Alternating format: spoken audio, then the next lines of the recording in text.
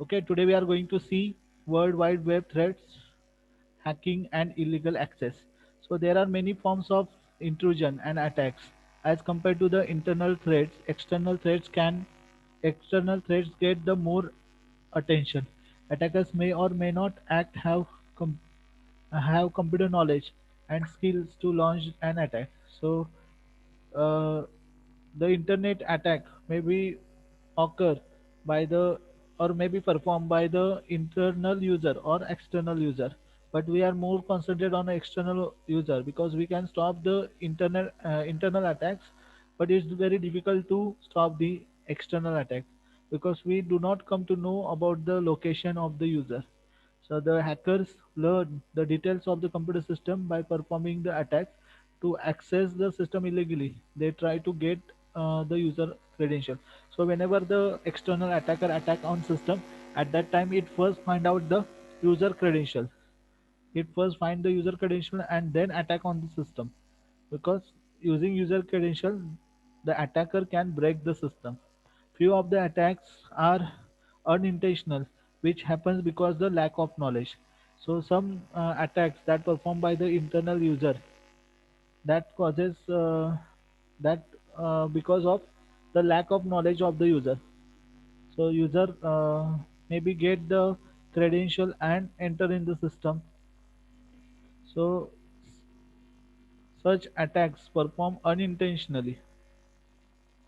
Attacks can be done without gaining entry to the network or the system. For example, DOS attacks. So the DOS attack, we very well known about the DOS attack, where the user attack on the system and make it is unavailable for the other users. So no one can use the resources, like no one can use the internet, no one can use the printer, no one access the server. So this is nothing but the DOS attack. The DOS attacks overload network resources to make the network unavailable to genuine user, but the attackers never gain access to any computer on the network. It's imperative then to be exact when we allow to the particular computer CAM. So whenever the attackers attack for the DOS attack, or whenever the attacker perform DOS attack, at that time the attacker cannot get access of the system. Also, it is not available for the other user also. So the attacker restrict the user to use the system. DOS attackers ought not to be referred as intruders when no interruptions happen. In like manner, not all intruders can precisely be named attackers in spite of the fact that the individuals who get access and destroy the information or plant virus legitimately called by both names.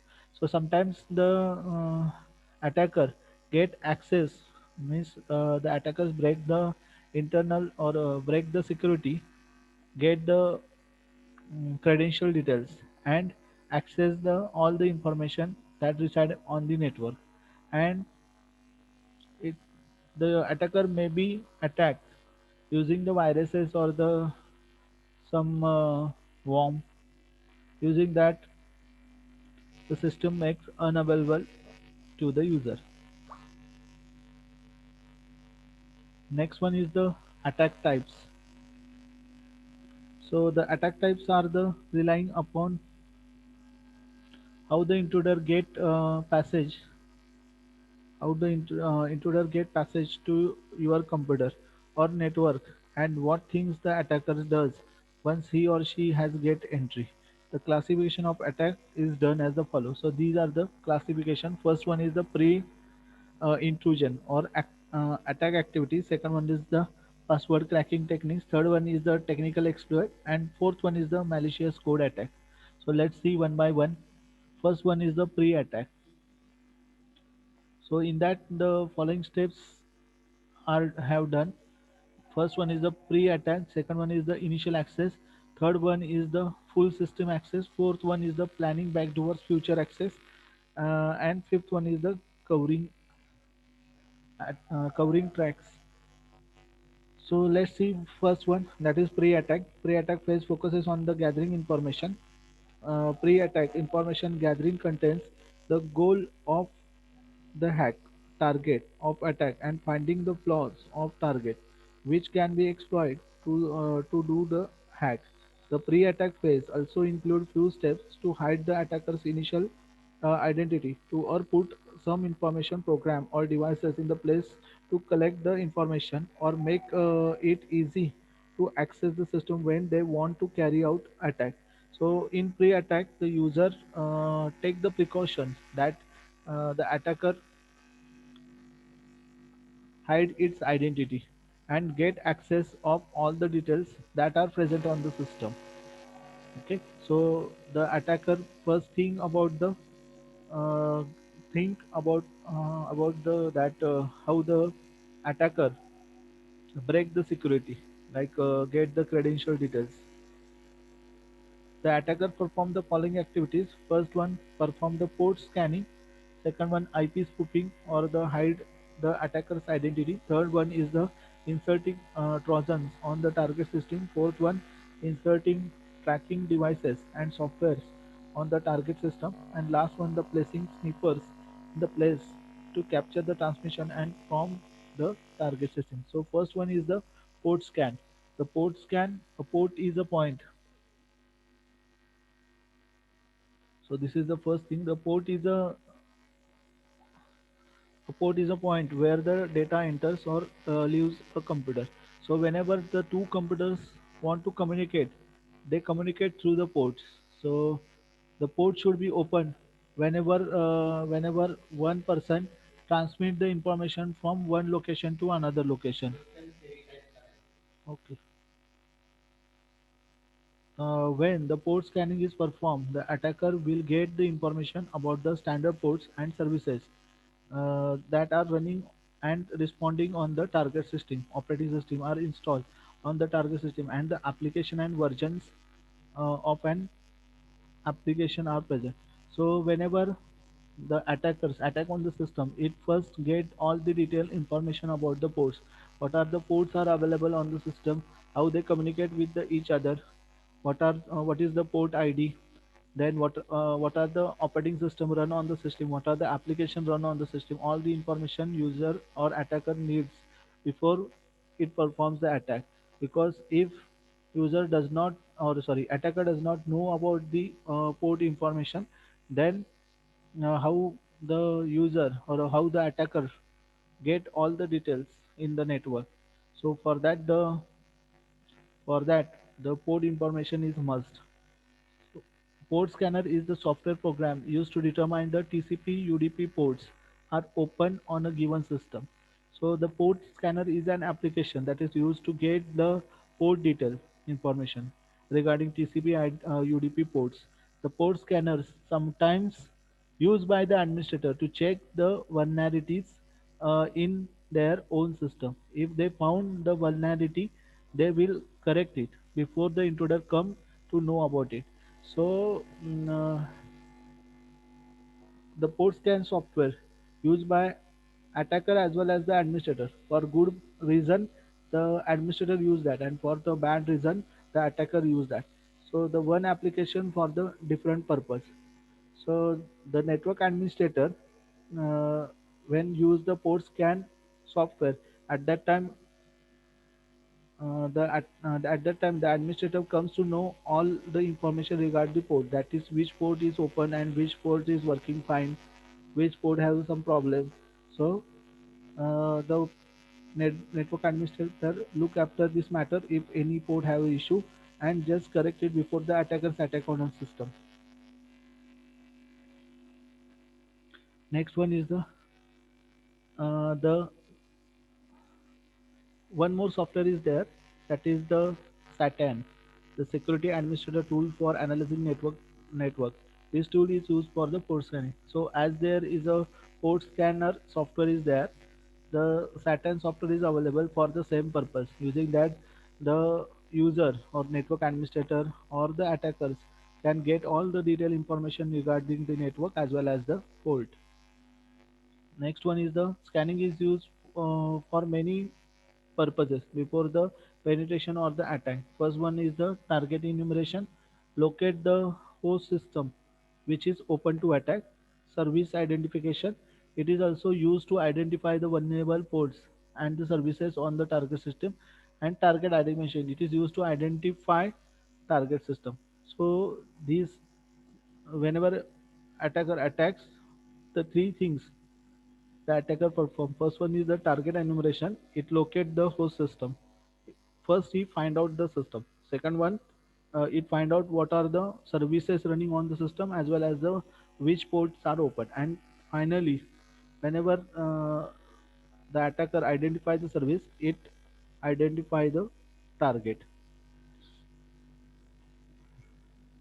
So there are three types of port scan. First one is the connect, second one is open, and third one is the finalize. So first the connection get established, then data transfer, and then close the connection. These three things has done by the port scan. So first one is the TCP Connect. The TCP Connect scanning make use of TCP Open System call. The TCP Open System call is provided by the operating system kernel to connect the particular ports on the target host. The TCP Connect scan completes the three-way handshake, and the application on destination port will reply to the connection item.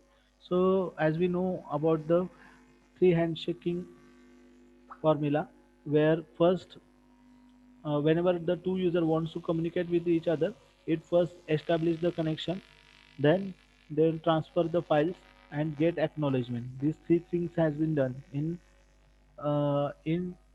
three handshake formula.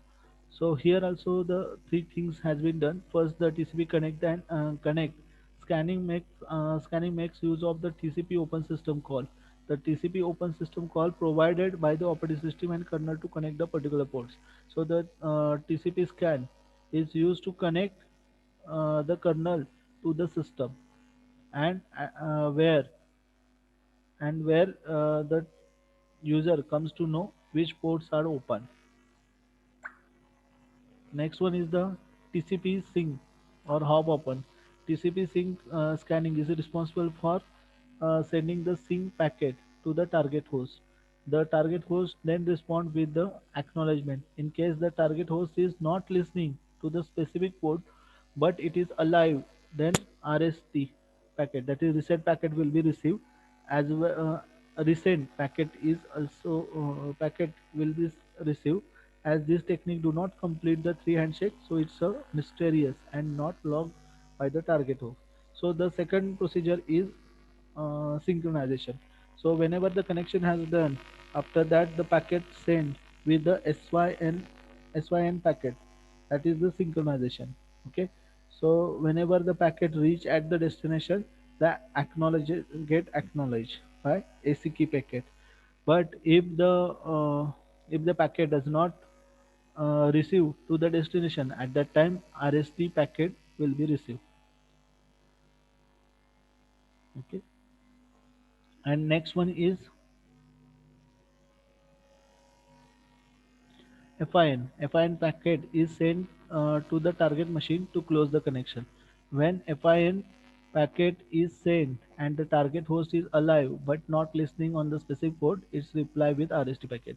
So finally, whenever the all things have done, means sending and receiving, after that, FIN packet is sent to the target machine to close the connection. And if it is not or if the particular port is not reply for that, then RST packet has to be sent.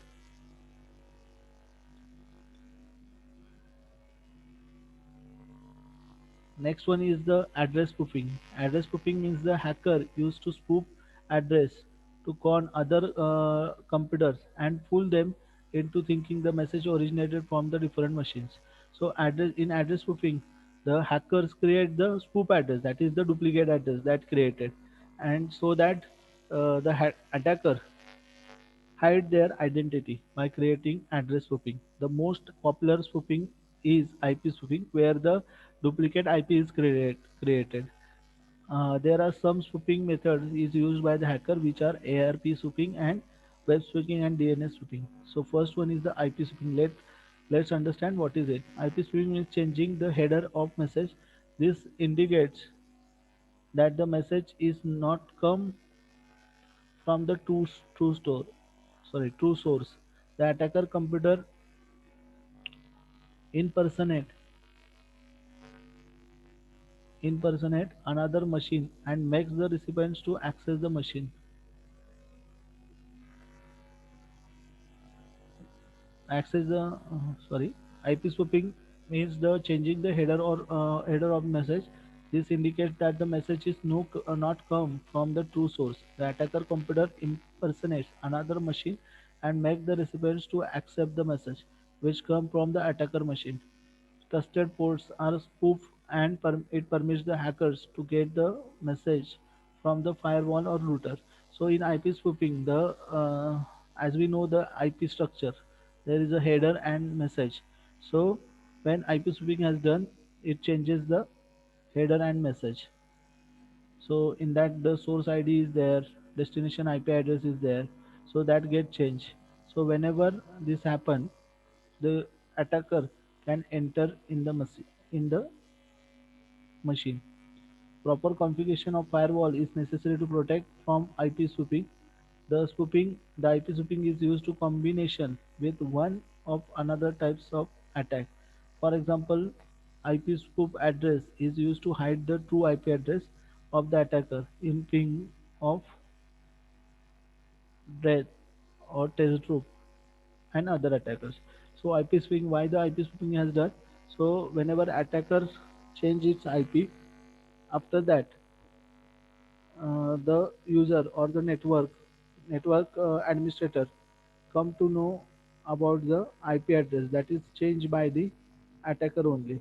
ज्यावेळी बघा attacker काय करतो आपली identity hide करतो आणि दुसऱ्या I P use करून दुसऱ्या तुमच्या इथलाच कुठल्या तरी कम्प्युटरचा आय पी यूज करून मेसेज सेंड करतो.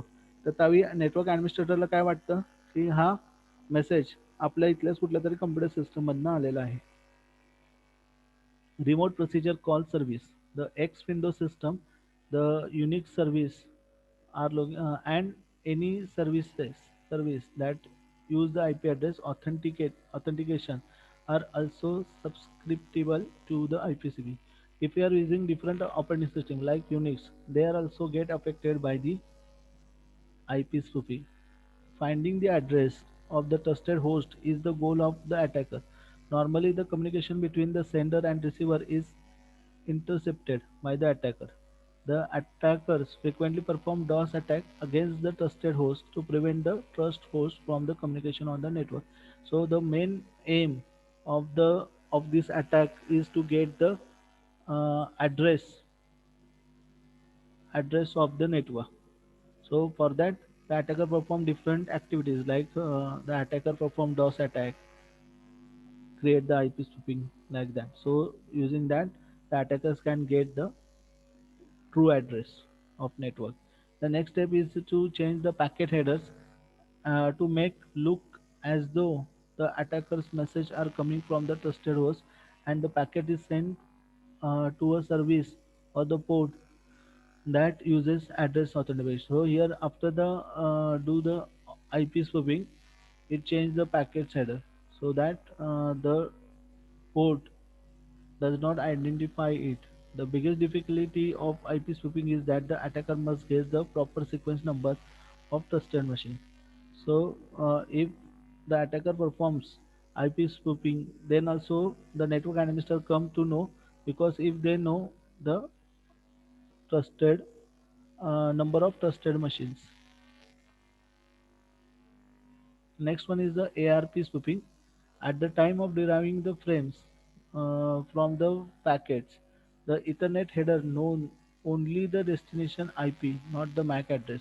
The header needs to determine the MAC address given the IP of the machine. This is where the ARP comes in.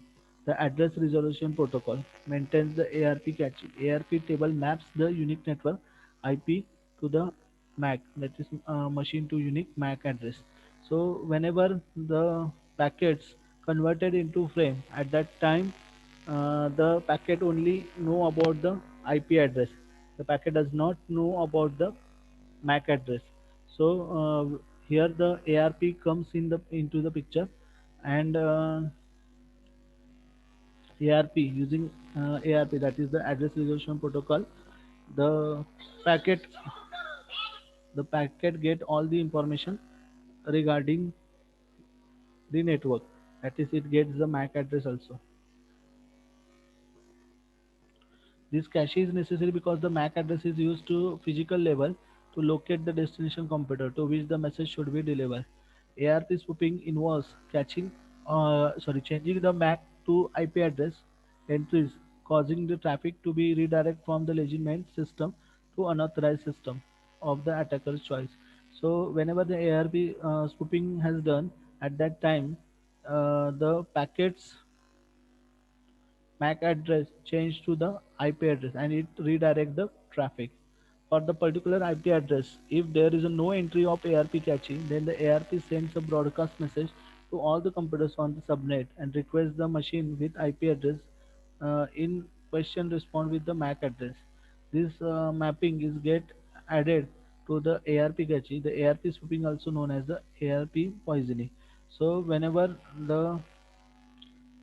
a particular IP address has no entry, then ARP sends the broadcast message. So it sends the message to all the computers that are connected and get its IP address and MAC address in response. So it is also known as the poisoning, ARP poisoning. So same like that, DNS spoofing is there. DNS spoofing attack is based on the concept of the domain name server. So as we know that we use the domain name instead of the server's IP address because the IP address is difficult to remain, and for that we use the domain name. And domain name spoofing attack is based on the concept of the domain name server, a DNS table that converts the domain name into the network address. Like, okay, so this address is difficult to remember. So to access this machine, we use its domain name, that is xyz.com. DNS spoofing refers to methods of causing the DNS server direct use incorrectly. First, poisoning of the DNS cache results the catching the false entries and servers direct users to wrong websites or email being sent to the wrong mail server. Predicting the DNS server sends the requesting by using the recursively mechanism of the DNS and respond it with the fake information. So whenever the attacker perform the DNS spoofing, at that time the user redirect to the another website or the web server instead of redirect it to the particular. For example, if user wants to redirect to Google, it redirect to the another server. Either of these techniques permits the attacker to capture the victim's mail or to set up spoof web pages, give the clients inaccurate data. This technique can even utilize to con the victim into given individual data through web. Next one is the placement of Trojans. Trojans are also known as the Trojan horse. These software programs that appear as the legitimate and does something else in addition or instead of the ostensible process. The Trojan horse is the one of the type of virus, and it's nothing but the program that attack on the system and get the valuable information from our system. In the pre-attack phase, the hacker can plan a Trojan programs on the victim's machine. This program install keystroke login programs to gather the information from the main attack, or later the attack will be used the information to get the victim's machine. So whenever the attackers want to attack in the system, the attackers put the Trojan horse program on the user's machine. So next point is the placement of tracking devices and software. Another way to attack is place the physical tracking devices on the system. If the attacker has on-site access to the victim system, the devices is very small and can be installed in less than minute. We just have to unplug the keyboard from the PC and then plug the logger into the PC's keyboard post. This device is not noticeable to most the user. Inside the logger, there are a microchip and non-volatile memory chip. Depending on the memory size, it can record the pages of keystroke. So attacker add some software or the tracking devices in user system, so that they can get what the activities has done by the user. There is no need to install There is no need to install the software for the logger to work. The loggers are compatible work with the different operating system. This device draws the power from the computer, no battery required. After the capturing the strokes, the attacker remove the device and attack it to the different computers. So whenever the attacker put the tracking devices on the user's account or user's system, at that time the attacker get all the information regarding the system, and it requires very small setup and it also work on the different operating system. The capture data is password protected, and after entering the correct password, it can be read in Notepad or any other text editor. Then save the data to the file. Now the attacker can erase the data in the device to use it again. So whenever the user get this data, that must be protected, and the attacker has to enter the password, and whenever the attacker enter the password, it open the file and where all the details present. Next point is placement of packet capture and protocol analyzer software. Network monitor is also known as the protocol analyzer. This protocol analyzer allows the administrator to capture, analyze the network traffic and troubleshooting the purpose or the monitor the network activity. So network administrator have the right to view the network.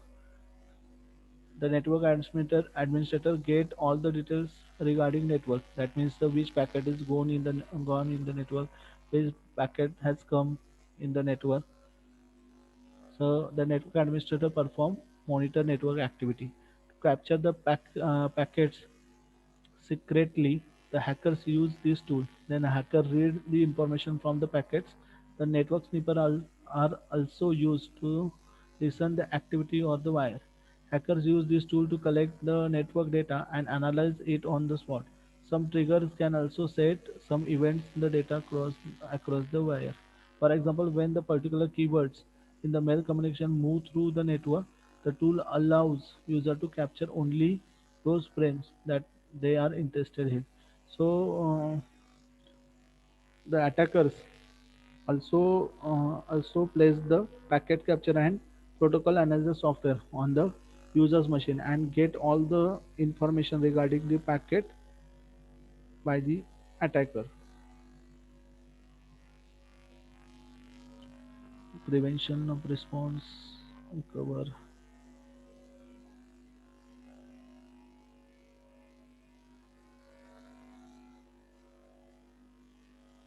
Next one is the prevention and response. The prevention for the pre-attack activities are, so the network administrator should perform the prevention steps to respond the attacker. The attacker performs the pre-attack activities. To respond them, the prevention activities should be done by the network administrator. The user scanner use scanner to find open doors to the network. As such, as there is no way to prevent the port scanning. So the network administrator must use the scanner software, scan the network, and after that the network administrator find that which are the open doors, so in that the attackers will come.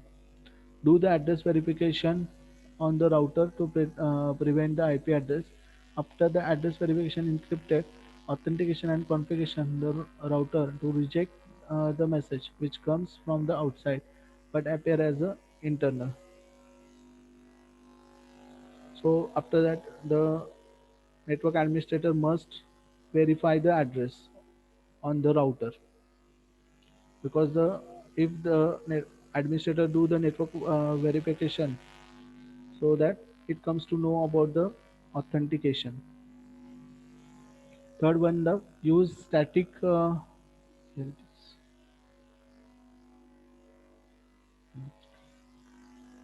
Use static ARP tables to prevent the ARP spoofing. Another way to prevent the ARP spoofing is the MAC binding.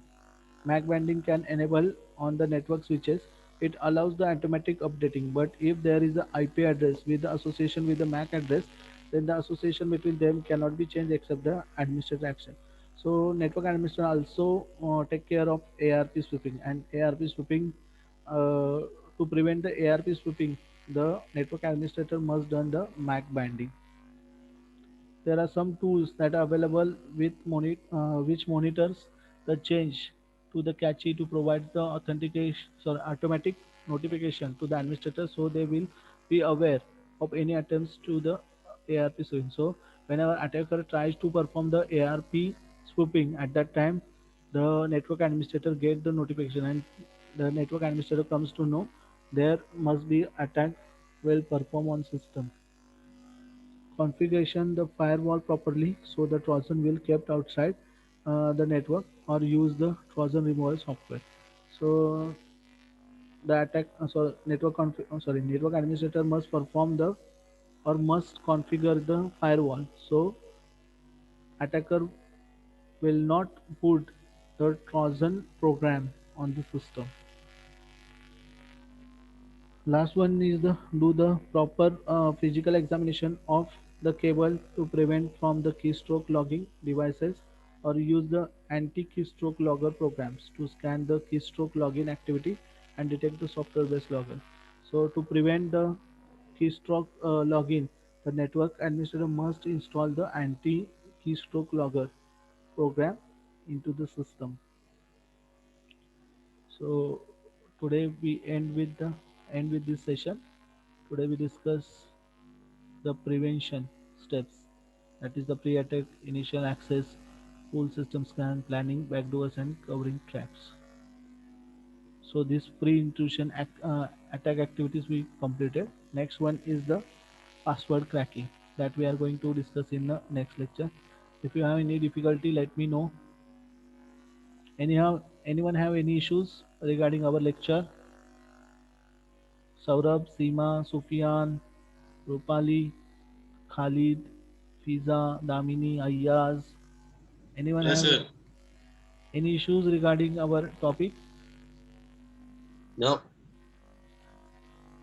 Okay, if you find any difficulty, let me know on my WhatsApp number. Here we end our session. Okay, thank you for watching.